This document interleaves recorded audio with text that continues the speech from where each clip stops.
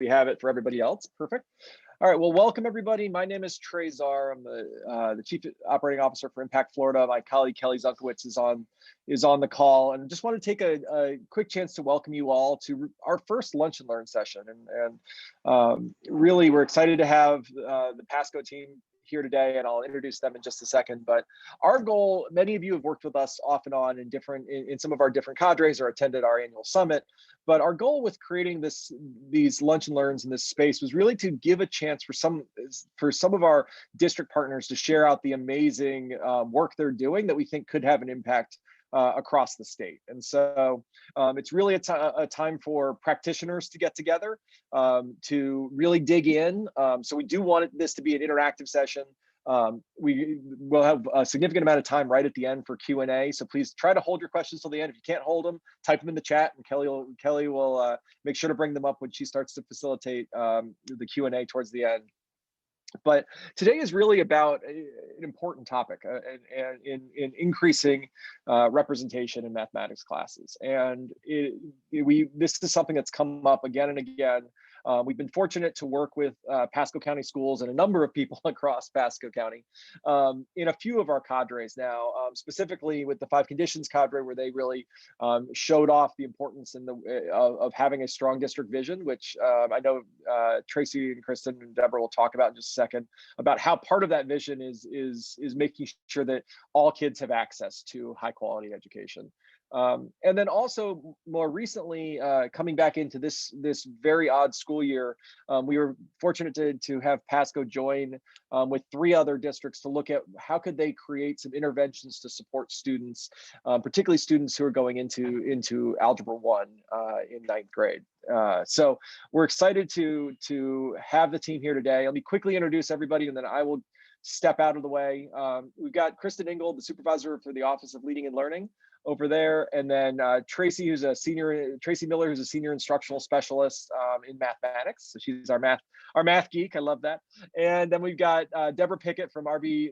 Stewart Middle School, who's a instructional trainer and coach for math as well. So we've got a couple of good math people here that I do think, and I'll just say that I think a lot of the strategies that the Pasco team will talk about here today, while we're going to specifically be talking about mathematics, are equally important for all types of advanced instructional programming. So with that, I'm going to ask everybody again to just try to hold your questions till the end, but we're going to turn it over to Tracy. Good morning, everyone. Kristen, Dev, and I are so excited to have this opportunity to partner and collaborate with all of you. We wanted to share a little bit of our journey around advanced mathematics. Here in Pasco, we've always had opportunities for advanced coursework in mathematics because, as you know, there are some college and career pathways where students must get to either Algebra 1 honors or even geometry honors by 8th grade. But over the last 2 or 3 years, we have really taken some time to reflect and revise some of our structures and procedures we have in place for that work. Here in Pasco, no matter what stakeholders we are collaborating with or learning with within our district, whether it be our district leaders, our school-based administrators, coaches, or teachers, we always like to start by grounding ourselves in our district's mission and vision. So here in Pasco, we have a mission. I'm sure it's very similar to some of yours. We exist to provide that world-class education, not for just some of our Pasco County students, but each and every one of our Pasco County students. We also have a vision, and that is that we want to make sure that all of our students achieve success in college, career, and life. In our theory of action, it calls for us to create a unifying vision of instructional excellence. And so that is exactly what we did about 6 years ago. So in one of the K-12 principal meetings, our principals, as well as some district leaders, were asked, if you were to walk into a classroom, what would excellent instruction look and sound like? And they came up with these 5 student outcomes, which we also refer to as our world-class learning moments. These are the 5 things that truly drive everything we do here in Pasco County. These are the promises that we've made to each and every learner. And we all know standards change, curriculum changes, the world changes, especially this year, but these are our constant and they will not change. So our goal is to have each and every learner become that world-class graduate. We have always had a very heavy emphasis on rigorous instruction, and that's a good thing. But about 3 years ago, we started to reflect, and we realized that in order to produce those world-class graduates, we must think about the whole child. So we need a balance of rigorous instruction because we know that's important, but we also have to make sure we're building compassionate schools. So that social emotional learning. And with these two things, we have to ensure we have equitable instructional practices. So providing every opportunity for each and every one of our students. As we articulate our students from grades 5 to grade 6, we've always had a lot of questions about how do we identify students for advanced coursework. As a district, we did not have the strongest procedures and structures in place for this. So we had a lot of schools doing a lot of different things. So about 3 years ago, we created what we call our middle school advanced coursework guide. This guide is not just for mathematics, it's for all content areas. And it includes very specific directions and recommendations so that we can make our articulation process more systematic. It is definitely a living document, so we revise it each year. One of the data points our schools have they've always had available to them to help them make recommendations and placements in grade 6 advanced mathematics is our grade 6 advanced mathematics placement assessment. And we would often get questions around which student should take that assessment. So we now include that very specific guidance in that advanced coursework guide. But historically, many times in the past, we only administered that assessment to typically our students that scored at that level 4 or level 5 on FSA. And that really limited the number of students we were placing in advanced coursework for mathematics. And it also held back students that would have also benefited from that opportunity. It also made us have underrepresented subgroups, especially with our Black, ELL, and ESC learners. Many times those students were not getting those opportunities. And what we came to find is that many times the demographics of the students that were in our advanced courses for mathematics did not necessarily match the demographics of our schools. So that left us with that underrepresented population. So about 2 years ago, we really took some time to reflect and revise our district-wide process. And now our message is that we must consider multiple data points. We can't just look at FSA and that advanced assessment. We need to consider all the data points that we have access to. So our state assessments, our district assessments, our curriculum-based assessments, historical report card grades, attendance, lots of different data points. And then when we make those, we need to make sure that we are communicating that to the right stakeholders. Our schools have given us lots of feedback around this process over the years. And one of the things they have said to us is that, number one, we do not get the information to them soon enough. So typically we would hold off and wait until the spring to start this process. This year we changed that. We started the process back right before winter break, and they were very happy about that. Also in the past, we would typically only get in front of our elementary principals. And because we didn't get to all the other stakeholders that were involved in this process, many times our schools were kind of still up to their own thing. So this year we were very intentional to ensure that we shared the same recommendations and language to all of our elementary and middle school principals, assistant principals, school counselors, as well as our instructional coaches, because they're typically the ones who are involved in that articulation process. Once the elementary schools go through that process, we have some systems in place where our grade 5 teachers can make their recommendations to their feeder pattern middle schools virtually. But our biggest message that we wanted to make sure we communicated to those stakeholders this year is we want to open those mathematics pathways to as many learners as possible.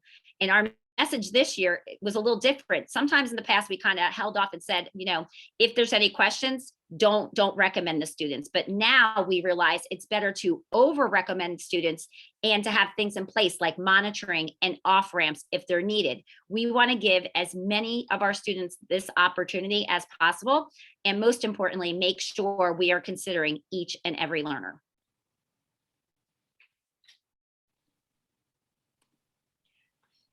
So going back a little bit further for some history, we have been putting in place this open access philosophy for a few years now. So in 1718, we had a 3% increase in enrollment in sixth grade advanced math, in addition to a 6% increase in FSA proficiency. So to us, that's telling us that we are selecting students that should be in these classes, but we are missing them if we just use the traditional means of identification.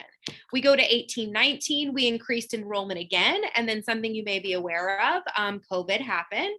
And as much as COVID put a kink in our efforts, it really did bring to light some red flags and a call to action, which you can see in the 1920, 2020, 21 data. We had a 22% decrease in sixth grade advanced math enrollment.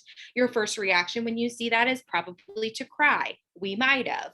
But what we did after we were done crying is, again, see this as an opportunity to learn and grow, and to continue to reaffirm that we need more than just teacher recommendations in order to make these really influential decisions.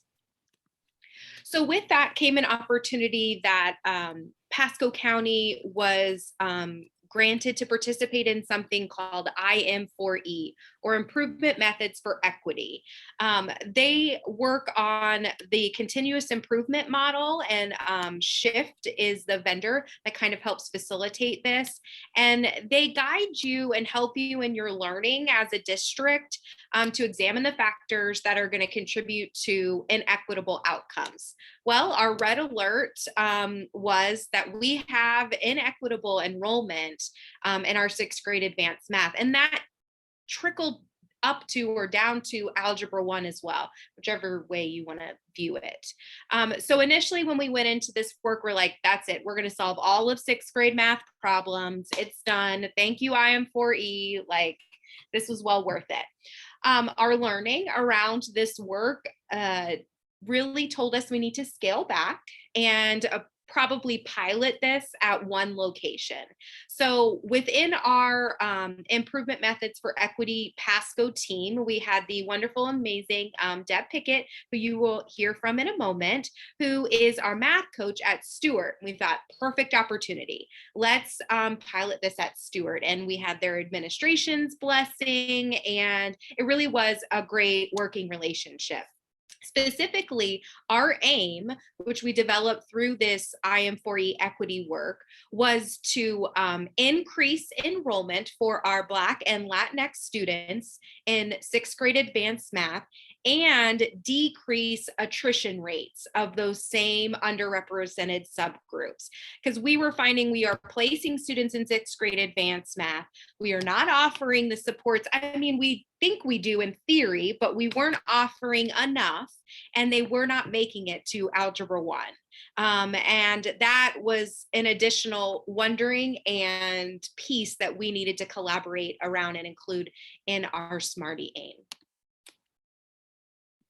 All right, so our project at a glance, in terms of the description, we really wanted to look at universal screening of our sixth grade incoming students, not just those from our feeder schools, but any transfers from within the district, any new enrollees, just to make sure that we were putting eyes on the student data for every single incoming sixth grader. And we also wanted to make sure that we more closely aligned to our district criteria. We had been extremely over identifying students for a while in an attempt. Our goal was to increase our algebra numbers, but we had too wide of a net, and we had to make sure that we were really strategic and looking at the student data and looking at how we can support students along the way. And so then as far as the second look, we're going to talk a little bit more about that on the next slide. But part of that process is for the students that, you know, didn't make it into the placement for sixth grade advanced math in that first look, we didn't share with the teachers who those second look students were. We didn't want to bias them in any way. So that was a process handled on our side. And the message that was communicated to our teachers is that they're getting a group of students that are highly qualified and highly ready to meet the challenge that is coming. And so when we look at why we started this work, as Tracy had mentioned earlier, we had relied heavily on teacher lists. And what we were finding is that with those lists, although we encouraged teachers to look at the data, we were missing a lot of students. And so that's where that universal screening process came in. And then we were also finding that, we had so many students in sixth grade advanced math, but they weren't making it to Algebra 1. And that was our ultimate goal. So we wanted to make sure that we were looking at that idea of disproportionality, but also making sure that that cohort of students, when they come in, how can we support them to make it through Algebra 1 and beyond? And so a little bit about the process. So we get the data from our incoming sixth grade students. And essentially what we do is we color code that data in terms of red, yellow, green. Okay, these data points meet the target. These data points are close, but maybe not quite. And these data points don't meet the target at all. So there's this color coding that happens, and then that allows us to do that first look. Who are those students that are meeting every single one of the indicators that we're looking at? And then we looked at demographics. So after looking at our demographics, we realized we were still disproportionate. And so when we do that second look, it's okay, who are the students that are meeting most of these criteria? They're mostly green. They might have some yellow. They might even have one particular area that's red. But when we try to look at that bigger picture of where is the student at, it allowed us to identify more students. And in doing so, when we checked the demographics again, we found that the results were that we were in alignment with our school-wide demographics. And so, so here's how it panned out. So we had 29 students recommended based off of those grade 5 teacher recommendations. And we have about 600 sixth graders that were incoming. And we only had 29 identified from the teacher list. So with the universal screening, just looking at every single incoming student's data, we were able to get that number to 43. So we've identified 14 more students, and half of those students just from the universal screening were students of color. And so that was just the first part right there. But then by doing that second look, going back and saying, okay, who's not meeting every single indicator, but who's meeting most of these, who with the right amount of support can be successful. And we got that number up to 62. And as of second semester, we only had 2 students that have been off-ramped. And it's important to note that when we off-ramped them, it wasn't because they were struggling academically because they couldn't keep up. One student had a major family event that had taken place that had caused some challenges, and another student was having some social emotional challenges. And given all that we've been through this year, that's very understandable. So, so the students that we identified have been successful. And so when we look at the demographics, when we look at on the left-hand side, we can see our overall school demographics for those incoming sixth graders. And then when we look at based off of just the teacher list, those 29 that were identified, we definitely had some disproportionality there. We had overrepresentation of white students, underrepresentation of Black and Brown students. And so by going through that second look process and making sure that we were looking at all available information to get a clear picture of the students, you again see our overall demographics on the right compared to what it looked like after doing the screening and the second look. And so now we are more in line with what our school demographics look like.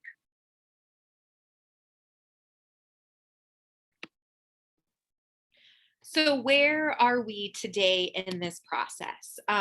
First and foremost, we're still in it. We're in the thick of it. We're still learning. We're still growing.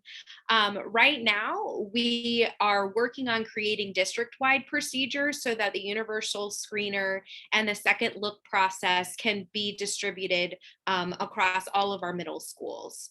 And that really is like Tracy and I, Deb provides some data points that we should look at through this work. And then Tracy and I are like, at the district level, what can we do to make this easier? Can we create a report that already has all of these data points together? Is there a checklist or a guiding document they can refer to? So that's what we're working on right now.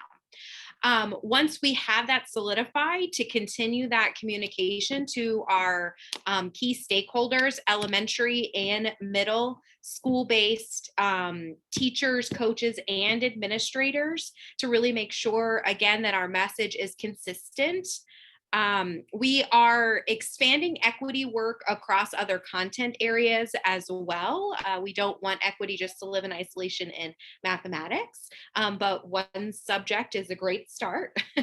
And we also, as a district, have really committed to learning around equity and any barriers that we create, we get in our own way, and how we can address it as a system. So we have developed recently an equity advisory council, which is a small group, and then equity partner stakeholder group that is a larger group where people had to apply to show interest. And we had a lot of participation and want to be included in that work. We also are expanding elementary mathematics acceleration in grades 3 through 5 so that acceleration can happen in elementary school while still ensuring that we are not skipping standards and we are meeting all of the needs. Because we know in 4th grade math, it might seem really exciting to jump ahead, but when you get to calculus, you might have wished that you had gone a little bit deeper into 4th grade standards. I don't know if that's really the case. I'm a social studies person, but Tracy's nodding her head. So I think I'm so proud of you, Kristen. So proud of you. Thank you. Learning and growing every day here. In addition, our equity journey is ever going. We are not at the finish line. This is just a mile marker. We're super proud of the work that we're doing in middle school, the work that we've already done in high school with increasing enrollment and advanced coursework, how we're expanding our efforts down to elementary as well. But we are really purposeful in communicating to all stakeholders that it's not it. There is no like break through the finish line. It's a moving target. And we're just always trying to do whatever we can to make learning best for all of our students. Tracy? So that's a little bit of our story. So we wanted to go ahead and open it up to all of you in case you had any questions. So feel free to put them in the chat box or just unmute yourself and ask away.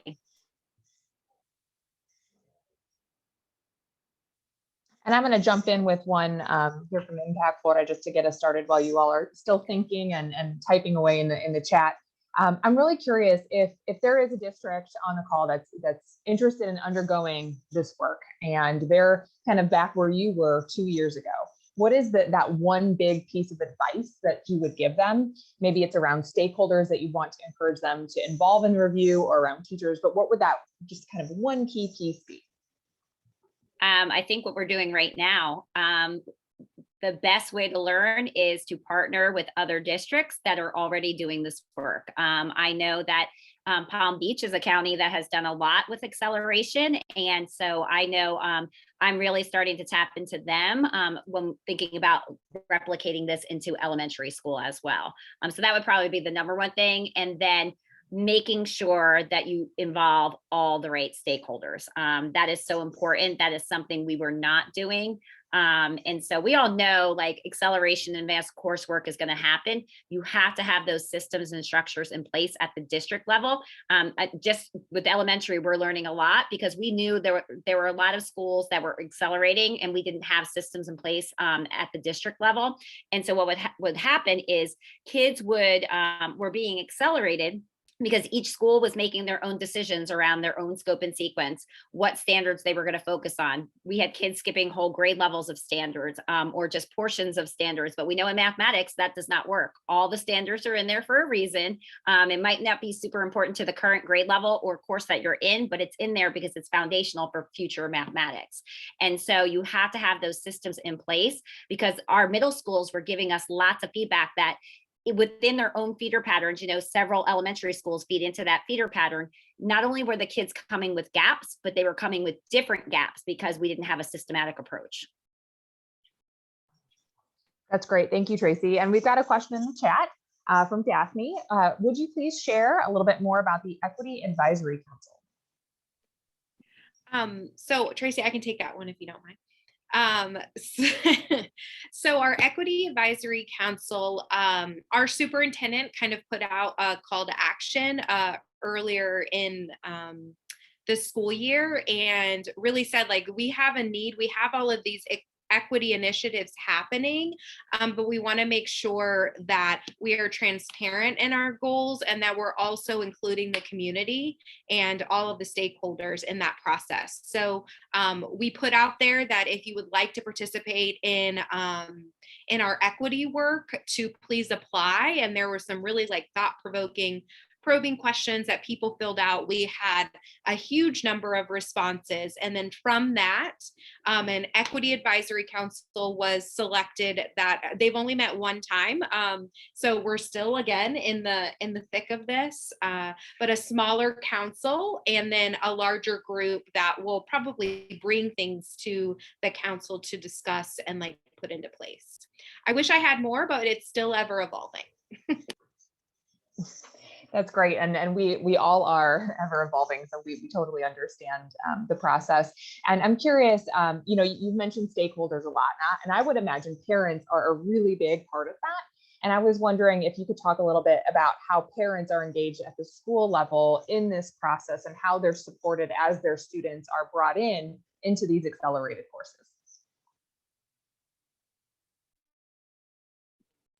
Deb, I'll let you speak to that one because you're at the front lines.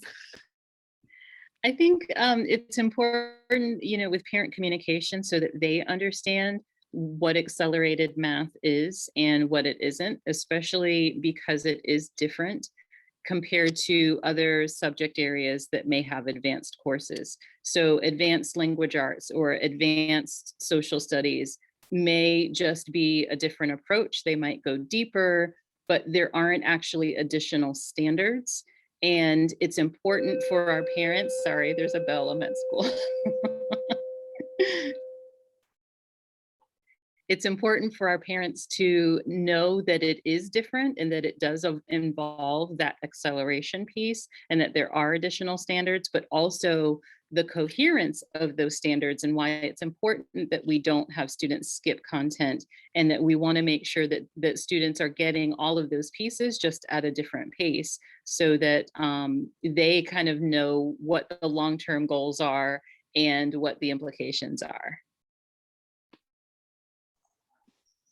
I would say on top of that, just to piggyback, the majority of the conversations, at least at the district level, with Tracy and I, are convincing parents not to skip grades and the importance of that. And this data has really, and this procedure has really helped in that conversation. We want to make thoughtful academic decisions for your student, and here's why. So a lot of it's please don't go from second grade to pre-calc. We don't think that's a great idea.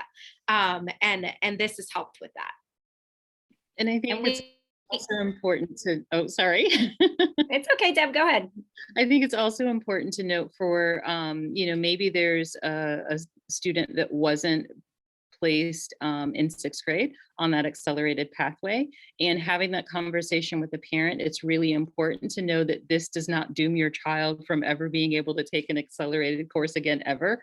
It really just means that at this moment, the data is telling us that this is not the right placement, but because we have those on-ramps and we're strategically looking at data and making sure that there are ways for students to get on that pathway, if that's what they choose to do, and if the data supports it, then that there are options. And I think that's the biggest thing, is that there are options.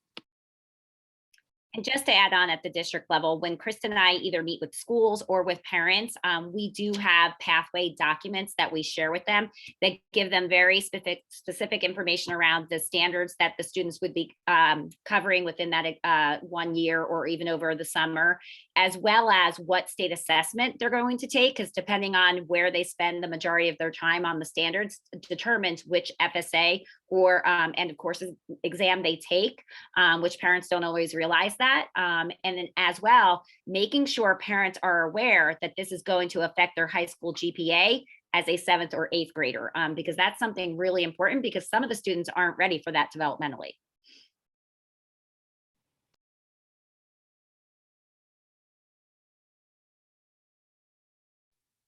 Great, thank you so much for that. And there, we've got a bunch of really wonderful questions in the chat. This next one is, how do you balance between supporting students who may be struggling so that they can be successful, and knowing when they may really need to off-ramp to a non-accelerated pathway? I'm going to pass this to Deb because she has a really great example I've heard her share before. So we have a 25-minute intervention period built into our school day. And so we have the opportunity built in for tier 2 supports, and so that we can provide just in time support for students who may need it. And I think sometimes we think that just because a student is advanced or accelerated, that they may never ever need additional support. So by having that time frame built in, it allows us the flexibility to meet the needs at the time that they need it. But also we do progress monitoring. So at every reporting period, I'm looking at data, but then also after every one of our common formative assessments, the PLC, we're looking at the data together and we're identifying, okay, was this a dip that maybe just was on the content? Is there something going on at home? We really, and IM4E really emphasize this for us too, you've got to know the story behind the data, because sometimes when you're just looking at data points, you miss some things, like knowing that the 2 students that we off-ramped, there were some major things happening with each of those students, and knowing what they were helped us to better understand, was it an issue with us and how we placed them, or what were there some things that were out of our control and their control for that matter, to be able to make sure that they were being supported. And then the other thing, we have an AVID program at our school. And so with some of the students that we looked at that were second look, that weren't already involved or enrolled in the AVID elective course, we were able to enroll them to give them another layer of support, to make sure that we didn't just kind of throw them in there and say good luck, but that we tried to make sure that every opportunity to provide support was given to the students. That's great. Thanks, Deb. This one's also related to that very similar thread there, is how do you understand the student experience and access or lack thereof to advanced coursework? Deb, you want to continue? Can you elaborate a little bit more on that question? I can, this is Corey, I can add to it. So I'm thinking about, we often don't ask students directly, like why or why not why are you enrolling in these courses, or why are you not? Why are you successful in this course and why are you not? We sort of presume that if they're not enrolling, it's because they're not ready, or if they're not succeeding, it's because they're not trying hard enough. So how do we sort of, because I think that's connected to the mindset shift, right? How do you understand a student's perspective and experience and use that to, I hope, shift some of the adults' mindsets around who can be successful in these courses? Yeah, and I know that's one of the when we had the broad aim at the beginning of the school year, we were looking at that idea of really finding out from students, current students that are in accelerated 7th grade math and even in algebra, for example, to find out, are there some specific barriers? What do they need? But what we found so far this year is that the students have been thriving for the most part. And so we were looking to go in that direction more focused, but because we were very strategic and because we looked at that data coming in, our students overall have been successful. But at the same time, I do think it is important that we find out that we involve their voices. That was also part of the I Am for E work, is to really make sure that we're looking at all perspectives and really finding out, so that we don't assume this is the challenge and really it's something else, that had we just asked students, they could tell us. I would also love to add, Deb's absolutely right, that helped us narrow our focus. We did have some learning that we took away from the work that we have done with increasing high school advanced placement course enrollment. So we partner with a vendor called Equal Opportunity Schools that helps us identify underrepresented students to place them in advanced coursework, whether it's ACE, IB, AP, things like that. We survey every single one of our high school students through this vendor, grades 9 through 12, and they send us back what they call an equity pathway report, which is really comprehensive. But to make a long story short, one of the pieces in there is they ask students questions about barriers to entering AP courses. And our partner that we work with EOS is like, I know which two they're going to be. And I was like, all right, well, we'll see. Maybe Pasco's different. We're not. The two biggest barriers to enrollment in advanced coursework are the adult encouragement barrier and the welcoming barrier. So those are two pieces that we have been addressing as a district as a whole, in terms of access and equity. Like, our students told us that they don't think that when you come talk to them about AP, it's to them. They think it's for somebody else.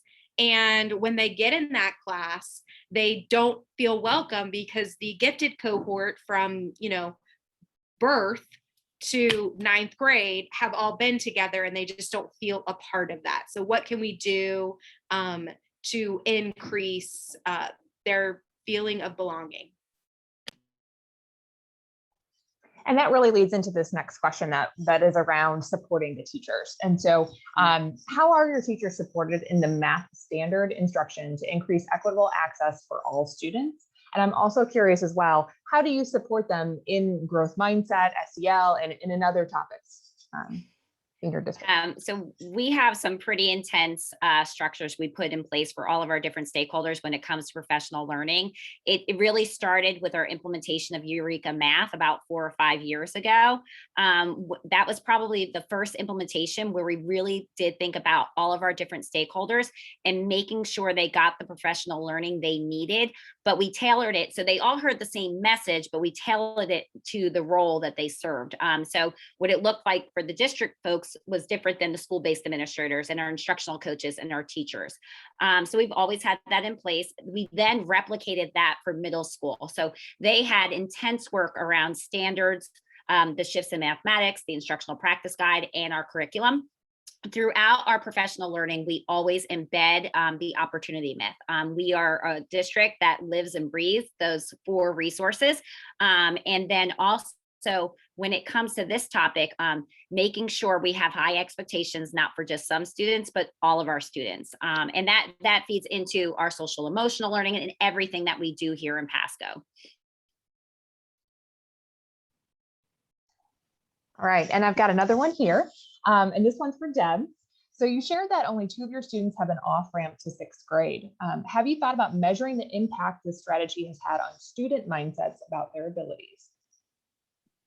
I think it's a great idea, just because too often kids, like Kristen said, they don't think that they can, like advanced or accelerated coursework is not for them. And so I would be curious to find out, how do they feel about their math abilities? Like, now I'm kind of kicking myself that we didn't do like a baseline in the beginning of the year. But there's always next year. But I do think that it is important to find out how they feel about it. And it's also important to note that in the past, when we did have to move so many students back at the semester to grade level work, it did affect their mindset about their abilities to do math. And that's why it's so important that we get it right. Because when we have to take a student and move them from accelerated to advanced, their confidence is defeated. They think that they're not good at math, even though it was often the pace that was preventing them from being successful, not necessarily their ability to do math. But it's important, and it was important to know that, you know, kids weren't going back to grade level and thriving, which is what we had hoped for, because we were dealing with some mindset challenges after having to make those moves. And this one here is a really around what the advanced coursework looks like. And this question specifically about middle school, but I'd love to extend it even down to elementary, because I know that's something that you are all working on. What do the advanced courses for a middle school student look like so that content is not skipped? Yes, that is our goal here in Pasco. We do not want students skipping any standards in mathematics. So our traditional Algebra 1 honors pathway, so we get the students there by 8th grade, would be 6th grade advance, which is all of the 6th grade standards and about a third of the 7th grade standards. Because the students spend the majority of the time in 6th grade standards, they then take the 6th grade FSA. Then they move on to 7th grade advance, where they do the remaining 2/3 of 7th grade standards and all of the 8th grade standards. Because they spend more time around 8th grade standards, they then take the 8th grade FSA. So these students never take the 7th grade FSA. So schools have to keep that in mind and how it impacts your data. And that puts them on track to take Algebra 1 honors as an 8th grader. We also have 2 geometry honors pathways where they start with 6th grade advanced in 6th grade. This is one pathway, we have 2. And then between their 6th grade year and their 7th grade year, they can take 7th grade advanced. So this is a lot of work happening in a very short amount of time. And that would put them in their 7th grade year in Algebra 1 honors, and then geometry honors as an 8th grader. So that pathway is tough because you have basically 3 years of standards all within one grade level between their 6th and 7th grade year. The other pathway that we have that they can select too is, rather than taking that coursework between their 6th grade year and their 7th grade year, they can take 6th advanced between 5th grade and 6th grade. And then they take 7th advance as a 6th grader. Then it still sets them up for Algebra 1 as a 7th grader and geometry honors as an 8th grader. As I mentioned earlier, our elementary schools were accelerating all over the place in many, many different ways. We've seen a lot of success with our middle school pathways, so we're now replicating that for our elementary schools. We say hold off till grade 3, please, because we do not think it's developmentally appropriate to start earlier.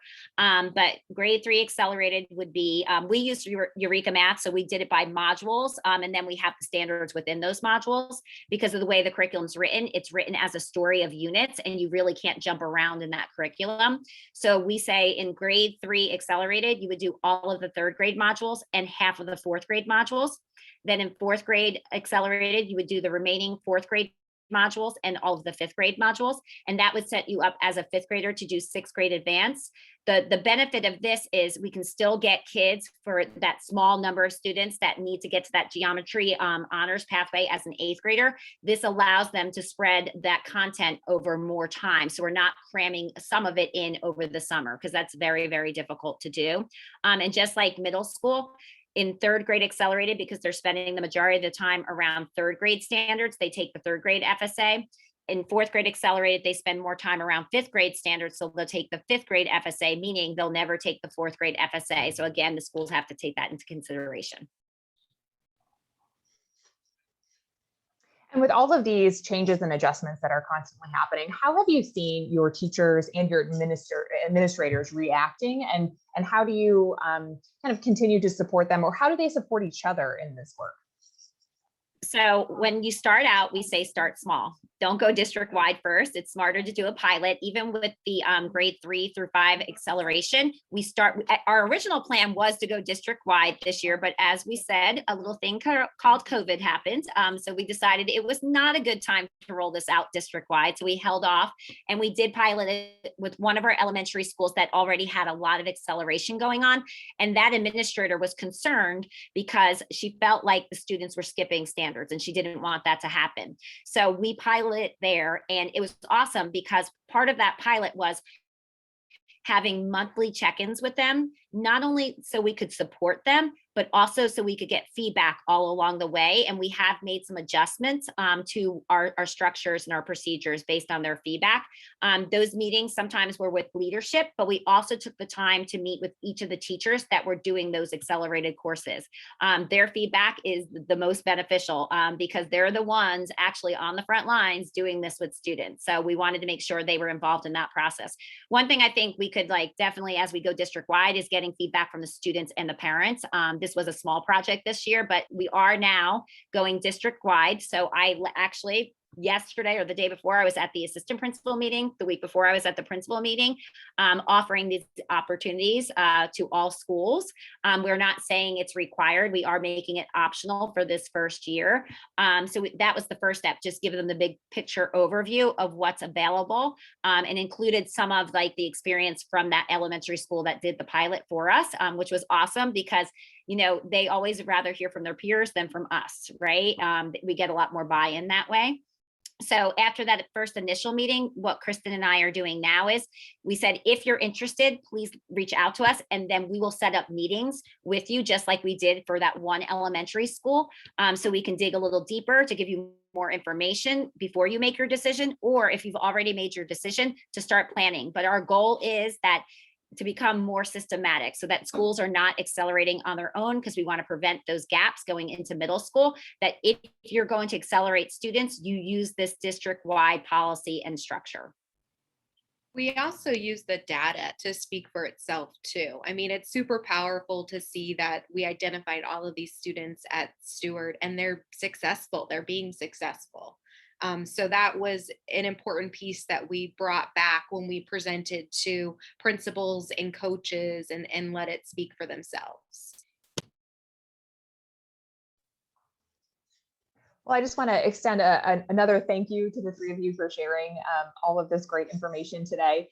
Do any of you have any final comments or anything you'd like to share that you've kind of popped up in your head before we close out today? No, just we love partnering and collaborating and learning from other districts. So we would love to continue this conversation and learn from you as well. Great. Well, thank you, Tracy. Oh, I'm going to kick it over to Trey to close this out. Yeah, I mean, let me just add my thanks. You guys are absolutely amazing. It's been great to get to know each of you over the work that we've done over the last couple of years, and it's always eye-opening to sort of when you sort of capture it all and package it up so that you can to share that knowledge with your colleagues across the state. So speaking from experience, we would encourage you to reach out. They're very generous and willing to share time and expertise. And from our perspective at Impact Florida, this type of best practice sharing and peer learning is really how we seek to reach statewide impact. And so we thank all of you for making time. We are going to be sharing a feedback survey with all of you, and so would very much encourage you to please, like I said, this is the first time we've done this. We'd like to know whether you found it valuable, and if you did, what else you'd like to learn about. We're fortunate to be able to connect with a number of districts across the state, and so part of what we're hoping to do is be able to share those learnings that we're having across the entire state. Kelly has also put in the chat a note about our second Lunch and Learn that's coming up. It'll be next week, next Tuesday, about the work being done in Indian River County, again, around how do you strengthen and access to Algebra 1. And so it'd be interesting for anyone who can make it to compare and contrast the strategies. They're doing some interesting work there. We're excited to help highlight that as well. And so with that, we hope you enjoyed the last 12 minutes of your lunchtime. For those that get to eat lunch, and we look forward to seeing you again soon. Please reach out if you have any questions. We're happy to help make connections.